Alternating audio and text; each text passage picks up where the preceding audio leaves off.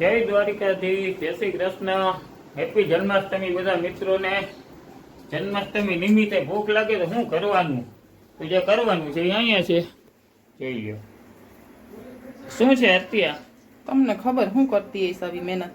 આ તો જાણે કેમ બાજરાનો રોટલો ઘડાતો હોય એવું કંઈક લાગે છે, પણ મને એમ છે કે આ ફરાળી પેટીસ બને છે તો ઉપર બટેટાનો માવો ને અંદર માંડવીનો ભૂકો, ટોપરાનો ભૂકો, આદુ મરચાની પેસ્ટ અને ખાંડ, ગરમ મસાલો, જે સ્વાદ પ્રમાણે લીંબુ જે નાખવું હોય બરોબર।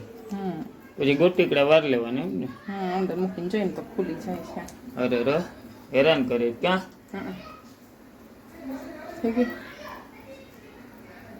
તો જો અહીંયા મિષ્ટાન બનાવ્યું છે, બટેટાનો શીરો વિથ લીમડો છે। શું છે આ? લીમડો નથી, ક્યાં લીમડો છે? જો આ શું છે આ?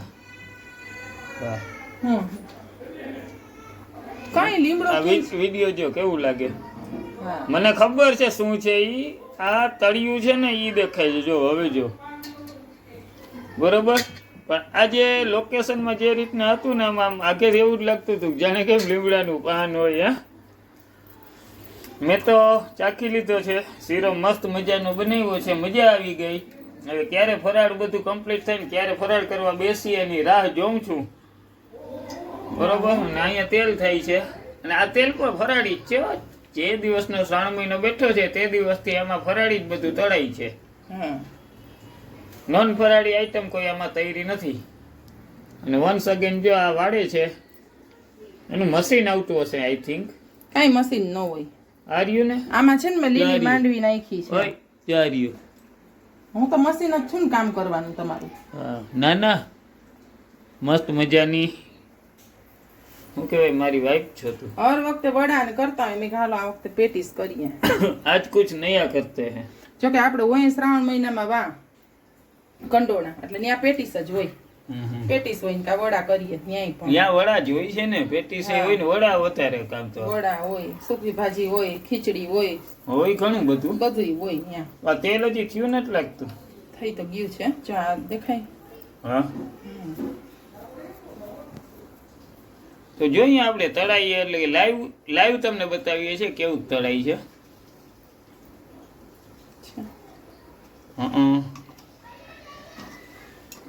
તો જો તું એને તોડી ન નાખતી અંદરથી ને કે બધો માવો વિખેરાઈ જશે। હા વેર વિખેર થઈ જશે। હા મહેનત તો માંગે ને યાર। હું બટેટા ચીકણા હોય ને તે હાથમાં બહુ ચોટે।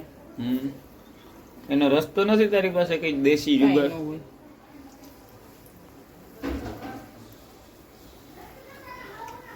હમણાં કહાનભાઈ ને તમને એક એક તરવાના હોય કે બધા ભેગા હોય, પણ હું જોતી હતી કે છૂટું નથી પડતું ને, કદાચ પડે ખરું આ પેટીસમાં તો એવું હોય। હા હા એમ મૂંઝાવાનું નહીં જરાય, બિલકુલ। પાછી મહેનત કરી લેવાની, પાછું ફરીથી લોટ બાંધી લેવાનો, ફરીથી બટેટા બાફી લેવાના, ફરીથી માવો બનાવી લેવાનો। કેટલું બોલવું હેલું લાગે છે તમને? ફરીથી નહીં હું હેલ્પ કરીશ, મજા કરો। કેમાં? બધું બનાવવામાં વિડિયો ઉતાર દો તોય ઘણું કરતી હું તો અહીંયા। હા તો વાંધો નહીં, તમે બોલો, તમે તો ઓલું જોતા હો વિડીયો એટલે મેં કે ઠીક હાલો આ જોઈ છે ક્યાંક તો ઓલું કરવું ને, થાક લાગ્યો હવે બહુ જ હવે તો કંઈક। સાચી વાત છે।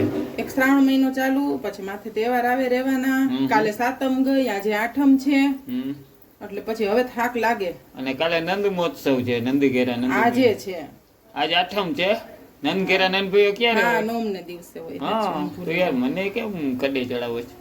કાલ નંદ મહોત્સવ તો કે આજ 12 વાગે કરી લે ઘણા, 12 વાગે આરતી થાય, 12 વાગે આરતી થાય ને પછી જન્મોત્સવ નું નંદ ભાઈઓ કરી લે એ કરે, બાકી હવારે જનરલી 9 વાગે હવારે હોય, કારણ કે 8 વાગે હોય, 8 વાગે હાલ ભાઈ હોય, અલગ અલગ જગ્યાએ અલગ અલગ ટાઈમ હોય।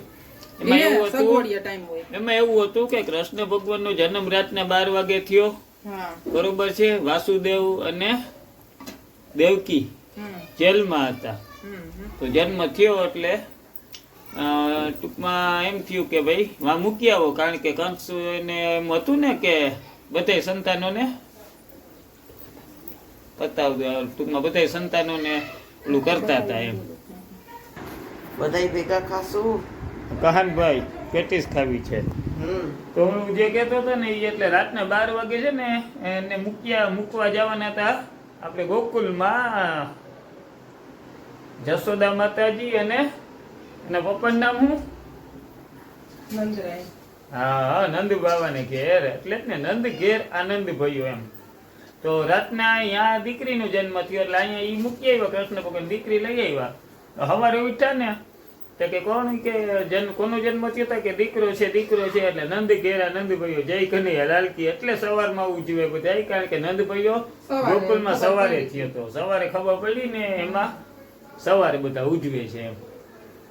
સવારે જ ઉજવે. હા રાત્રે તો હવેલીએ છાના દર્શન હોય, બધું હોય. બધું હોય પણ આજે સવારમાં થયા હોય છાના દર્શન કે જન્મ દર્શન સમજે છે. બરોબર છે.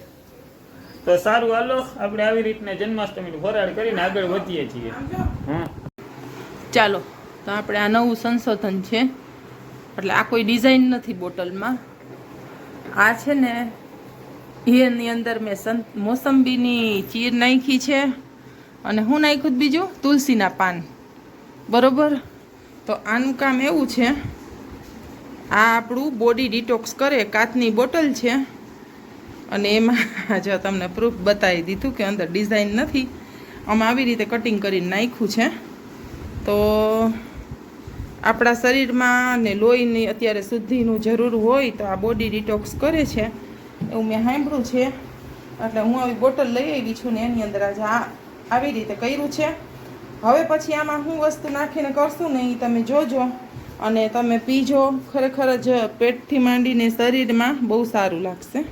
સવારમાં નૈણા કોઠે પીવાનું હોય છે અને આખો દિવસ પીવાય તો બહુ સારું. જે આ રીતે દેખાય ને તુલસીના પાન છે, આ તુલસીજીના બસ આ રીતે જ નાખવાના હોય છે. અને કંઈ સુધારવા કટકા તો ફ્રૂટના કરી શકો. એપલ ભાવતું હોય, એપલ ફુદીનો કોઈ પણ કોમ્બિનેશન ગમતું હોય તમને એ કરી શકો. મેં આમાં મોસંબીની ચીર ને તુલસી નાખ્યા છે અને હવે કાલે આપણે બીજી રીતના કરશું, એ હું તમને બતાવી દઈશ.